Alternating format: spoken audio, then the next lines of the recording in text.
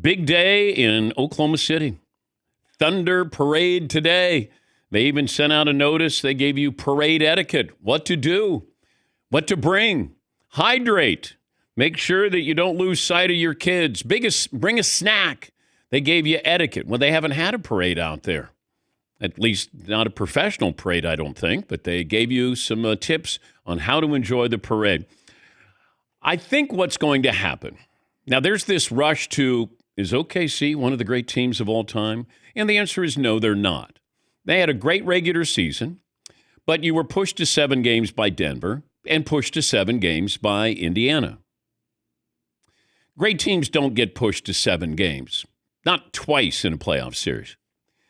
Now, that doesn't mean that they're not in the hall of very good teams. I think what's going to happen, this will work in reverse. It might be 2 or 3 years from now when we look back at OKC and say, you know what? They were a great team.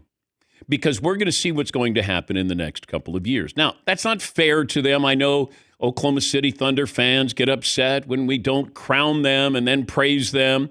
Well, we crown them. We have praised them. But don't look for this, the fast pass to go to great teams of all time. You're not. OKC right now is a one-hit wonder. And it's a big hit. But let's see what you do.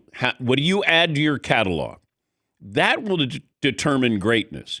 Those standalone teams, there have been standalone teams. They won that one time. It's really hard to repeat. And that's what we have to factor in. That's why we can say, well, it's parity. But trying to sustain greatness, that's why dynasties are rare for a reason. Remember the Celtics were taking over the sport, and then all of a sudden, they're not. Jason Tatum goes down. Who knows if he's going to play this next season? Go back to 2014. Seattle Seahawks. Oh, my God, that defense. Young, intimidating, dominant, young quarterback. Pete Carroll, your head coach. That dynasty never materialized. OKC is talented. SGA's a star. Jalen Williams, Chet Holmgren, kind of in the on-deck circle. Dynasties are not just about being young and good. It's about evolving. It's about enduring. It's about delivering again and again and again. OKC just enjoyed the parade. Enjoy the title. You earned it. But greatness isn't handed out at a parade. You got to earn it every single week, every single season, every single day. You got a banner. Getting that second banner is going to be even tougher. And this is where we sometimes forget greatness. Jordan never went to a Game 7. That's brought up all the time, but that's important to remember. He went against good teams. Utah Jazz, they won 60 games, it felt like, every year. They were a really good team.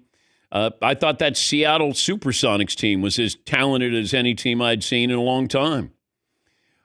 But they won when they needed to win. They didn't need to get to a Game 7. You were on the ropes. You could have lost to Denver. And you could have lost to the Pacers. If Halliburton stays healthy, we have a different outcome, in my opinion. But OKC, you won it, and Shai Gilgeous was a wonderful player.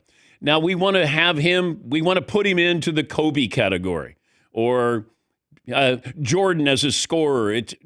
I know we want to do it. We want this immediacy. Instead of saying, how about just let this play out a little bit? There's nothing wrong with, tapping the brakes on this. You had a wonderful season.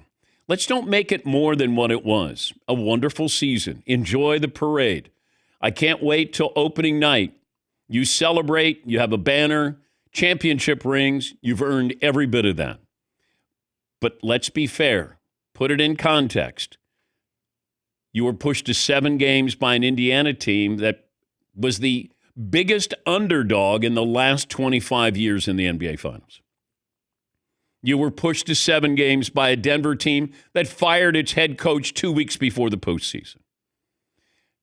Put it in context, and in 2 or 3 years from now, we may look back and go, you know what?